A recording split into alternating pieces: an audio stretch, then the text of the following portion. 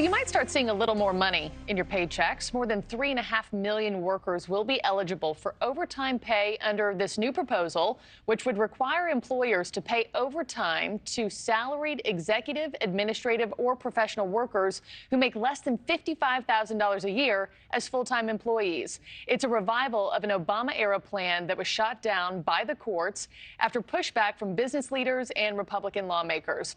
For more on this, let's bring in NewsNation business contributor Gary B. Smith. Gary B., I always love having you on. But before I get to your thoughts on the matter, because I know you have some, is this really for all full-time salaried employees who make less than $55K, or are there exceptions here? Because when I read this, I immediately thought of all the underpaid teachers, local news reporters who would benefit and definitely make more or work more than 40 hours a week. It looks like it's actually pretty broad. I mean, a lot of details have to be hammered out. It looks like it's going to be mostly in areas like hospitality, restaurants, stuff like that. But I couldn't really see any restrictions on it just basically it had that cutoff of the 55, I guess, from 35 salaried employees. The government's kind of broad. Millions could be affected. So I guess as they say, the devil's in the details. We'll find out more if this even proceeds further. Yeah, and if it does pass, let's just play hypotheticals here. What kind of impact does this have on employers? I mean, can businesses even afford this kind of jump? Because you do the math again, about 3.6 million Americans would now be eligible for overtime pay. I think that adds like $1.2 trillion in wage jump.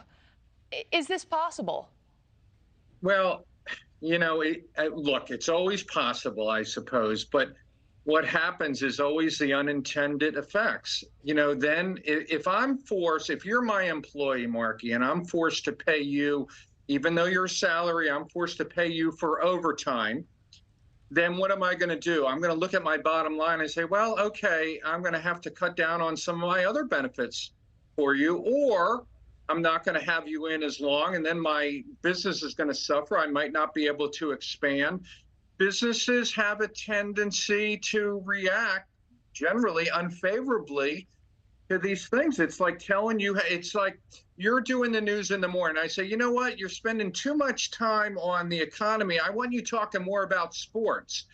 NewsNation would adapt, of course, but the effects might not be positive for the company. Yeah, and then I wouldn't be here because no one wants me talking about sports, Gary B. So that wouldn't be good. That wouldn't be good for me. And to play devil's advocate here, not saying that many American workers don't deserve to get paid more, but why does the government need to step in on this one? The timing of this does seem to be interesting during a presidential election. Right. I know some people on the right say, okay, this is the left buying votes now. Well, you stole my talking points. That's exactly what I think it is. Why should the government be involved? They shouldn't be involved at all. Business, look, I'm way to the right on this. I don't even think there should be a minimum wage. I think government should stay out of what business does. Businesses stay out of what government does. Let government provide the essential services. Look, if people don't want to come and work, there are so many jobs out there right now. The economy is so much different than it was 10, 20, certainly 50 years ago when, minimum wage started being enacted, that people can go elsewhere. Look, you're a salary employee making $54,000 a year. You feel you're being overburdened, then you know what I say? You should be able to look for another job. You should look for another job. Is that going to be always positive for the worker? Is it going to be positive for the employer? No, but that's the way the economy works. We've seen these kind of top-down government economies start to falter when they do too much of this. China being the latest example. It just doesn't work in the long term. Yeah, and I can see for a lot of businesses, if this were to come to fruition, overtime just doesn't exist anymore for those companies that can't pay it, that can't afford it. We'll follow this closely. Again, it's not new. We saw this scuttled in the courts last time, so we'll keep a close eye. Gary B., good to see you. Thank you for watching. Go to newsnationnow.com to find NewsNation on your television provider. And don't forget to click the red subscribe button below to get more of NewsNation's fact-driven, unbiased coverage.